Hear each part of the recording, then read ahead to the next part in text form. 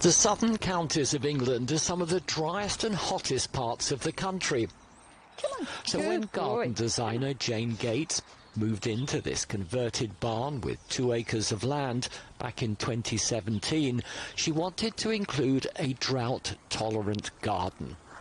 Little did she realise back then just how important such projects could be in the coming years. When I created this gravel garden, I really had no idea how relevant it was going to be with the climate change and what is happening in our world now. The British are known for their love of gardens, but not all of the plants which are popular here can survive if climate change brings hotter temperatures and regular droughts.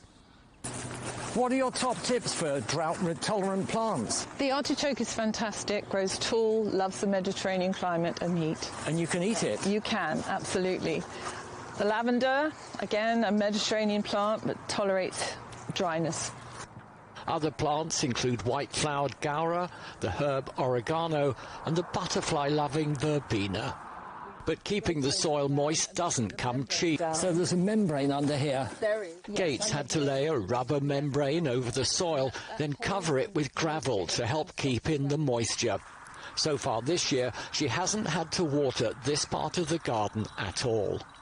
Southern England is also home to a growing number of vineyards, where free-draining chalk and limestone soils are similar to several French wine-growing regions.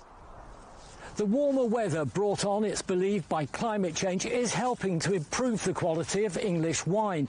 And it's the dry weather and drought which is having the most impact. Here we've got 6 varieties, and this is the Chardonnay. The Chardonnay grapes. So winemakers like drought because there's less water for the vines to sit in and also less water for the vines to uptake, making the grapes more concentrated in sugars, thus sweeter and better for the winemaker.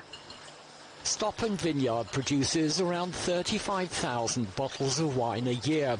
It's been a wet July, so the 2023 harvest won't be quite as exceptional as last year's. 2022 saw extreme heat and a severe drought across much of the UK, with many reservoirs almost running dry. While drought-tolerant gardens may become more common, along with better quality English wines, these positives could be outweighed by the impact of prolonged severe droughts on agriculture and food supplies.